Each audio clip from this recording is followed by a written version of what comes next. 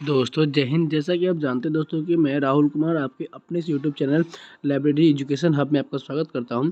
और मैं आपको ये बता दूं कि मैं डेली 2 से 3 वीडियो अपलोड करते रहता हूं लाइब्रेरी की वैकेंसी और ट्रेनिंग के लिए। तो आज जो वैकेंसी निकल के आई है दोस्तों, यहाँ आप देख सकते हैं कि national institute of technology Uttarakhand से निकल के आई है। ठीक है, उत्तराखंड के गढ़वाल से निकल के आई है, जिसका एडवर्टाइजमेंट नंबर आप यहाँ देख सकते हैं। ठीक है, इसमें कह रहा है कि आपको पोस्ट आई है, लाइब्रेरियन की वैकेंसी निकल के आई है, जिसमें आपको जो भी कैंडिडेट इसमें अप्लाई करना चाहते हैं उसको ऑनलाइन अप्लाई करना होगा। ठीक है, अप्लाई करने का जो लिंक यहाँ दिया हुआ है, इस पर आप क्लिक करते ही आपको ये वेबसाइट खुल जाएगी। ठीक है, वेबसाइट खुलने के बाद वहाँ पे आप ऑनलाइन अप्लाई कर सकते हैं।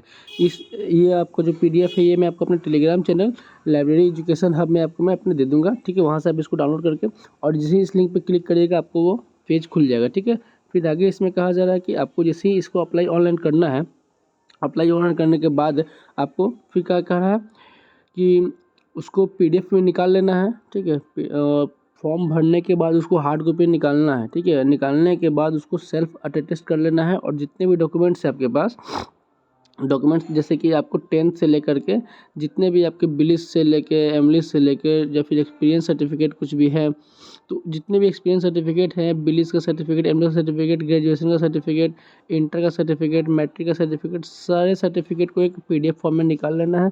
ठीक है, और उसके बाद उसको क्या करना है कि इन्वेलप में डाल के आपको इस पते पर आपको भेज देना है। ठीक है, ये पता आप नोट कर लीजिएगा। और साथ ही उसमें एक फ़ोटो, आपको 2 फ़ोटो रख देना है, एक आधार कार्ड भी रख देना है। ये सारे डॉक्यूमेंट के साथ आपको इस पते पे भेजना है। ध्यान देना दोस्तों, पहले क्या करना है, पहले आपको अप्लाई करना है, यहाँ पे ऑनलाइन अप्लाई करना है।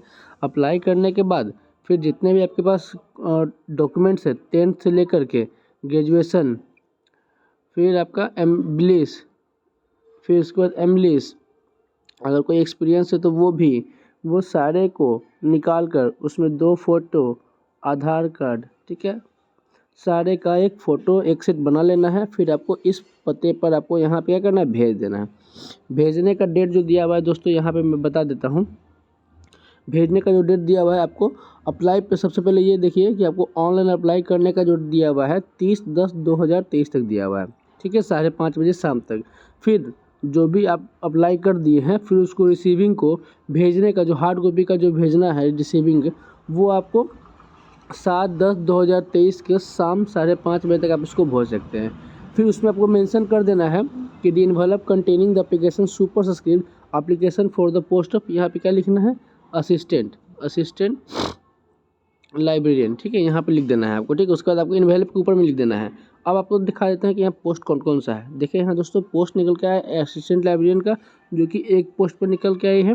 ठीक है, उसका पे मैट्रिक्स 10 है और स्टार्टिंग सैलरी आपका 56,100 रुपया है। ठीक है, अगर आप इसको भरना चाहते हैं एक पोस्ट के लिए उत्तराखंड के लिए, तो आप इसको फॉर्म को अप्लाई जरूर कर दीजिएगा।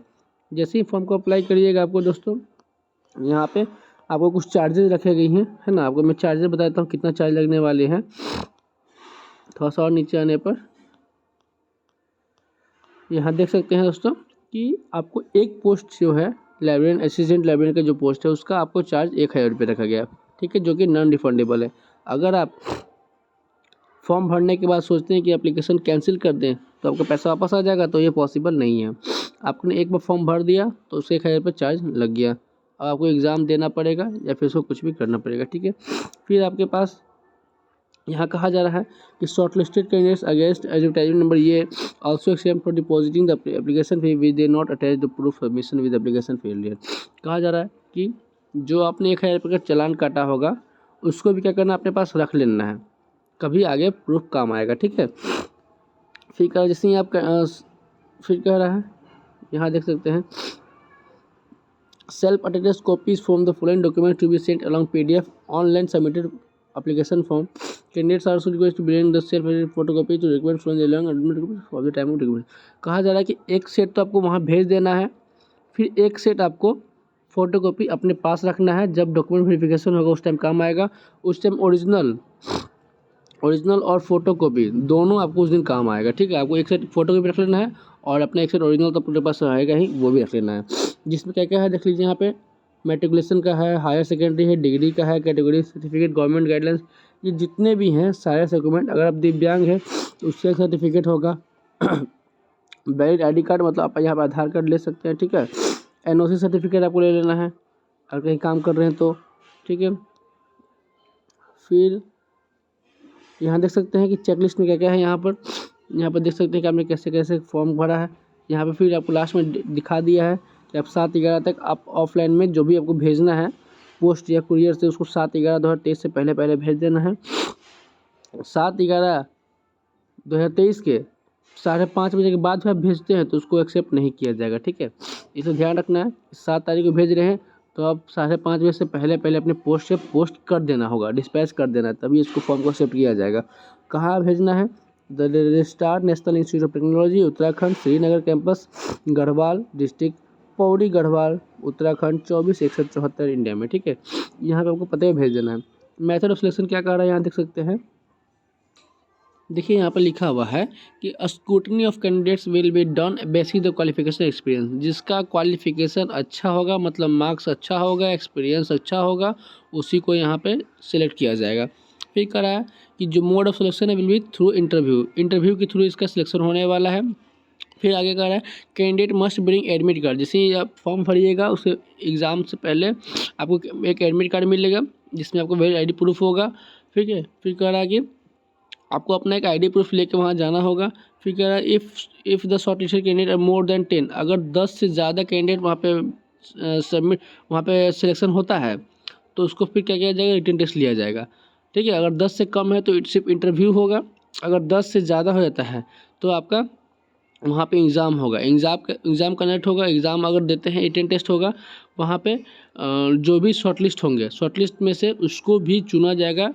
मान लीजिए 1 पोस्ट है तो 1 का गुना 6, मतलब 6 लोग को वहाँ चुना जाएगा। फिर ये 6 लोग आपको इंटरव्यू में जाएंगे, ठीक है।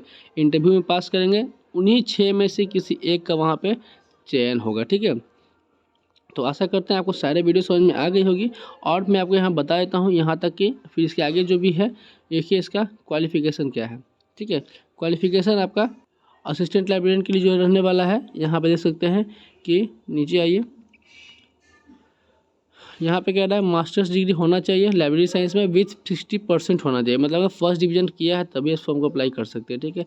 फिर कह रहा है qualifying the SLET state NET exam qualify किए हैं वो भी तभी आप फॉर्म को अप्लाई कर सकते हैं। डिजायरेबल में है कि आपके पास PGDCA का कोर्स होता है, जैसे MD का कोर्स होता है 1 साल का, उसी तरह PGDCA का कोर्स होता है 1 साल का। अगर आपने किया है तो ठीक है, नहीं किया तो कोई भी दिक्कत नहीं है, तभी आप इस फॉर्म को भर सकते हैं, ठीक है। आगे कुछ नहीं है। और इसमें कहा जा रहा है कि 75% डायरेक्ट रिक्रूटमेंट है और 25% प्रमोशन फेलिंग है, ठीक है। तो इसमें कोई ध्यान नहीं देना है आपको। चलिए आप उस फॉर्म को भरिए और आशा करते हैं आपको सारा कुछ समझ में आ गया होगा। तो मिलते हैं दोस्तों नेक्स्ट वीडियो में, तब तक के लिए जय हिंद। और मेरे इस चैनल को आगे जरूर शेयर करिएगा दोस्तों, क्योंकि आगे आप ही लोग शेयर करेंगे तभी मेरे इस चैनल को एडवर्टाइज होएगा, ठीक है। तो मिलते हैं दोस्तों नेक्स्ट वीडियो में, तब तक के लिए जय हिंद।